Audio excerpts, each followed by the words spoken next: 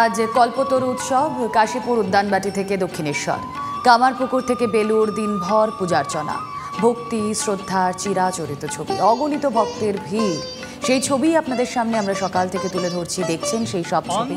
কল্পতরু উৎসব দক্ষিণেশ্বর, বেলুর, কামারপুকুর এবং কাশীপুর উদ্যানবাটিতে কিভাবে পালিত হচ্ছে।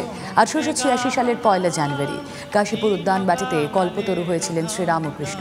কথিত আছে কাশীপুর উদ্যানবাটিতে ভক্তদের আশীর্বাদ করে বলেছিলেন, তোমাদের চৈতন্য হোক। এরপর থেকে প্রতি বছরই 1 জানুয়ারি কল্পতরু উৎসব পালিত হয়ে আসছে। প্রচুর ভক্তের সমাগম হয় এদিন কাশীপুর উদ্যানবাটিতে। আসুন, আপনারা যারা এই মুহূর্তে ঘরে বসে রয়েছেন, TV9 বাংলা দেখছেন, তাদের কাছে তুলে ধরি কাশীপুর উদ্যানবাটির এই মুহূর্তের ছবিটা। সঙ্গে রয়েছেন শ্রাবন্তী। শ্রাবন্তী, ছবিটা যদি দেখাও।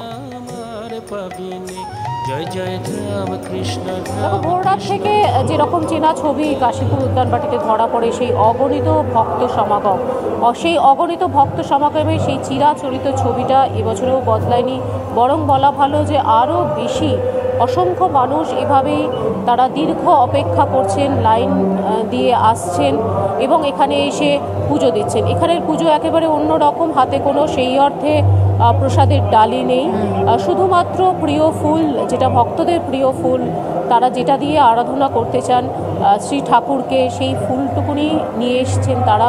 কিছুক্ষণের মধ্যেই মন্দিরের দরজা কিছুক্ষণের জন্য বন্ধ হয়ে যাবে, তার কারণ যে ভোগ দেওয়ার রীতি রয়েছে সেটা শুরু হবে এবং তখন কিন্তু দীর্ঘ অপেক্ষা, তারপর আবার কয়েক ঘন্টা পরে খুলে দেওয়া হবে দরজা। তোমায় বলি যে ততক্ষণ পর্যন্ত ভক্তরা অধীর আগ্রহে অপেক্ষা করেন, তাদের মধ্যে কোনো রকম উৎসাহের খামতি নেই।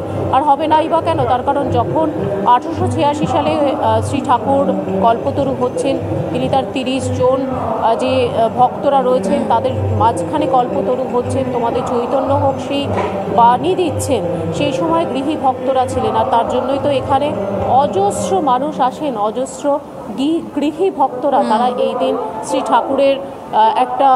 ঠাকুরের কাছে প্রণাম করতে আসেন। আজকের বিশেষ দিনে কি কিছু চাহিদা আছে?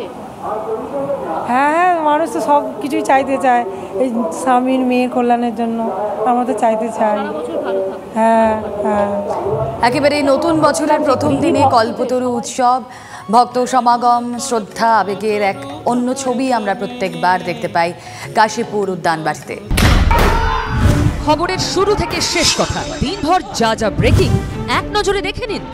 একের পর এক খবর, জেলা থেকে শহর, দেশ থেকে বিদেশ, না দেখলেই মিস। খবরের ধামাকা মানে 4:40 প্রতিদিন বিকেল 4টে TV9 বাংলায়। TV9 বাংলা, না দেখলেই নয়।